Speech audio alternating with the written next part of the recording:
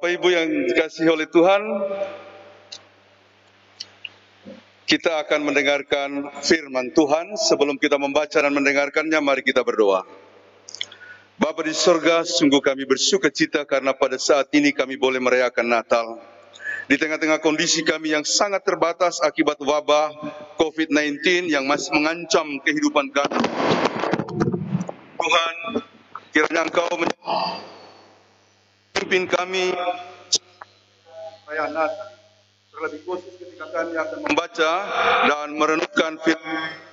Tuhan berkati kami, Tuhan tuntun kami dalam kuasa Roh-Mu yang kudus, supaya pemberitaan firman ini meneguhkan iman kami, terutama untuk tetap bertahan berdiri kokoh dalam iman percaya kepadamu, untuk melewati masa-masa pandemi yang sungguh sangat membuat kami terpuruk dalam segala hal.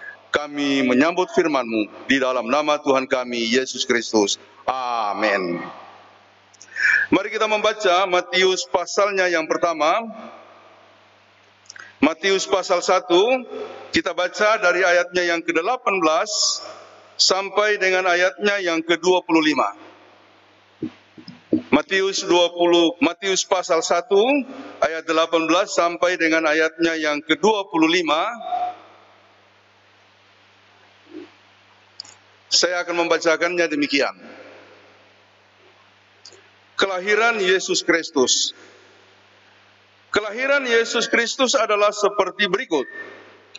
Pada waktu Maria, ibunya bertunangan dengan Yusuf, ternyata ia mengandung dari Roh Kudus sebelum mereka hidup sebagai suami istri.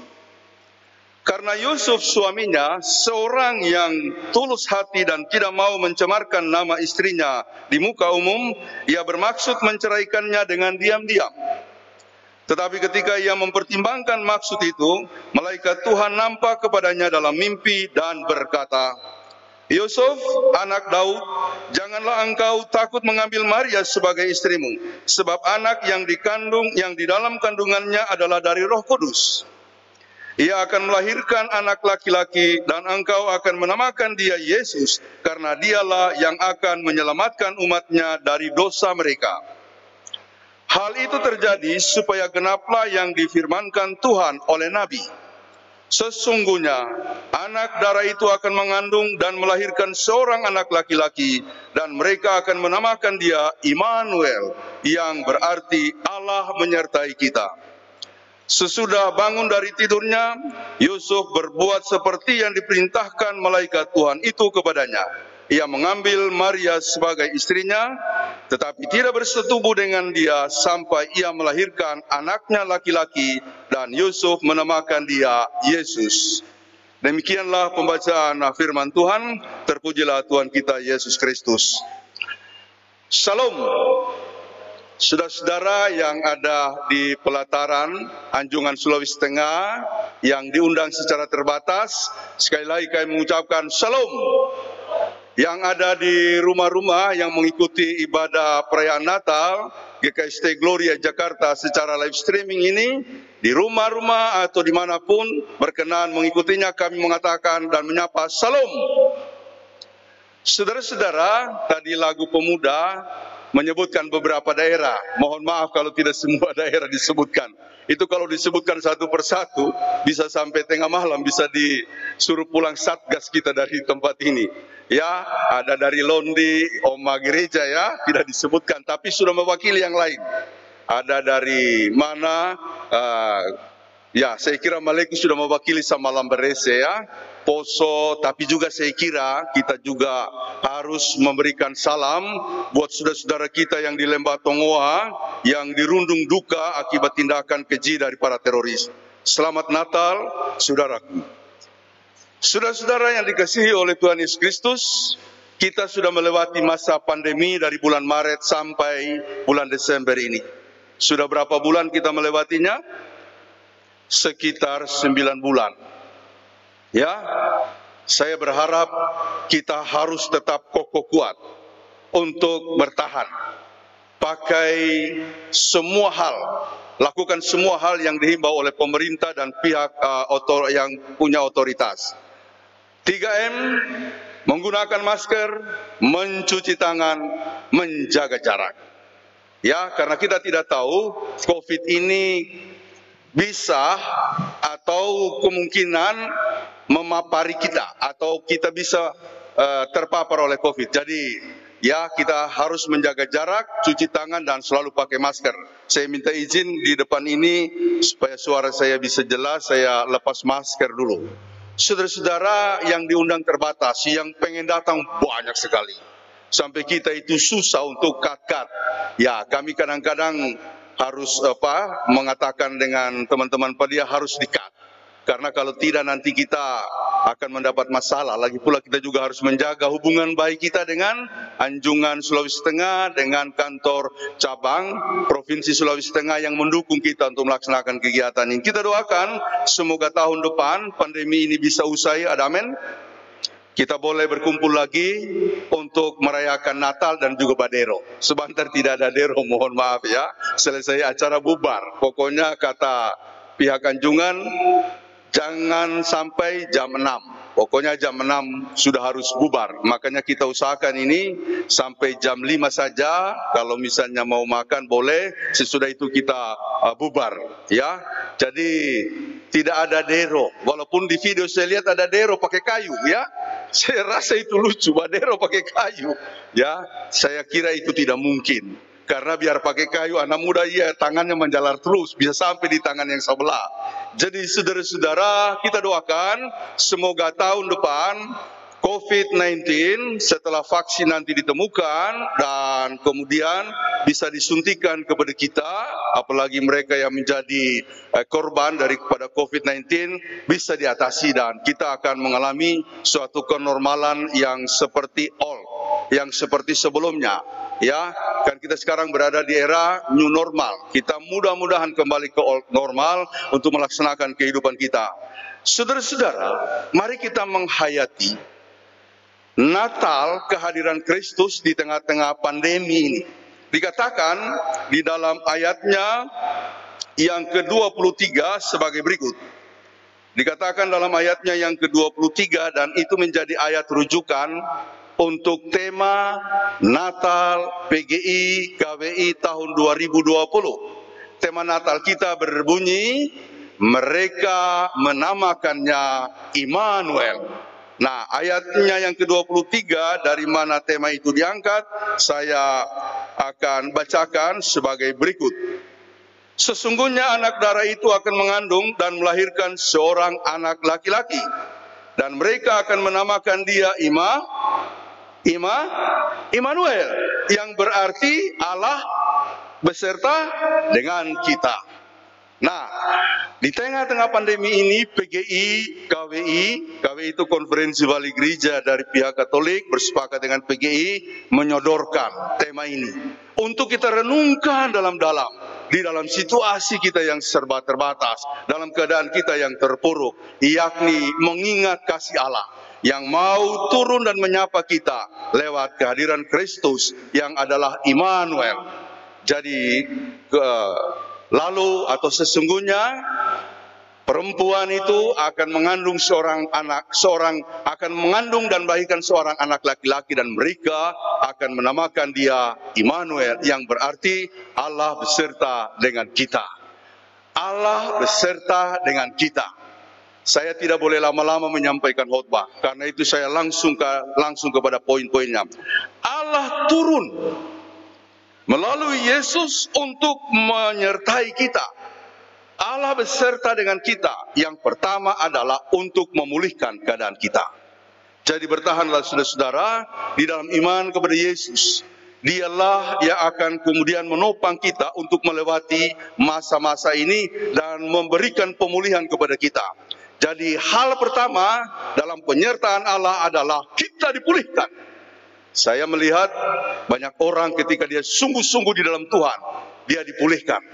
Jadi ingat baik-baik, pemulihan datang daripada Tuhan dan kita merasakannya secara konkret, secara nyata melalui kehadiran Yesus Kristus yang hari ini kita rayakan kelahirannya. Yang kedua, kehadiran Yesus itu mempersatukan. Ya, di tengah-tengah kehidupan yang terpecah belah, tersekat-sekat, Yesus kemudian bukan saja memulihkan kehidupan kita, tetapi mempersatukan sehingga orang semua bersaudara. Ada amin. Orang semua bersaudara. Ya, jadi kita ini berangkat dari berbagai-bagai latar belakang. Ada yang dari Mori Morowali, ada yang dari Poso Pamona, ada yang dari Napu Bada, ada yang dari daerah Palu, atau daerah Maleku, atau daerah Lamberese tadi saya dengar ada di dalam lagu. Semua kita datang dari berbagai-bagai latar belakang. Kalau tidak pakai kasih Yesus, kita tidak akan bisa dipersatukan. Jadi hari ini kita dipertemukan, walaupun dalam jumlah yang terbatas, sebagai saudara bersaudara. Jadi kita orang mesti baku sayang ya. Salah satu wujud baku sayangnya kita sepakat walaupun jemaat kita ini masih baru, kita orang mesti bantu mereka yang mengalami dampak ekonomi daripada wabah COVID-19 ini. Kita orang mesti bantu, tidak boleh bantu orang itu cuma satu-satu kali. Mesti terus. Kalau perlu biar orang punya persembahan habis. Tapi orang punya persembahan tidak habis-habis. Saya lihat, saya tanya bendahara makin banyak. Ya, jadi saya bilang kepada mereka dan juga majelis punya kesimpulan yang sama, terus memberi Pak. Tuhan pasti memberkati kita. Jadi kita orang mesti baku sayang, bukan cuma baku sayang lewat baku dapa, baku telepon, bukan. Tolong mereka yang menderita.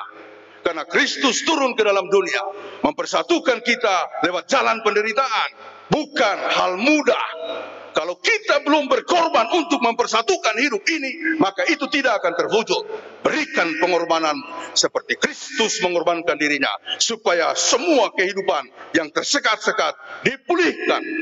Lalu kemudian, yang ketiga yang terakhir, Dia datang sebagai Immanuel, Allah beserta kita, untuk mengangkat kita lebih tinggi dan lebih tinggi lagi. Karena ini adalah jalan istimewa. Allah turun luar biasa. Tapi kalau Allah turun sebagai orang atau sebagai pihak yang suci, yang maha kudus, kita orang semua tidak berkenan. Bahkan katanya, kalau manusia mengalami perjumpaan langsung dengan Allah, kita habis. Kita akan terbakar karena kita ini orang berdosa.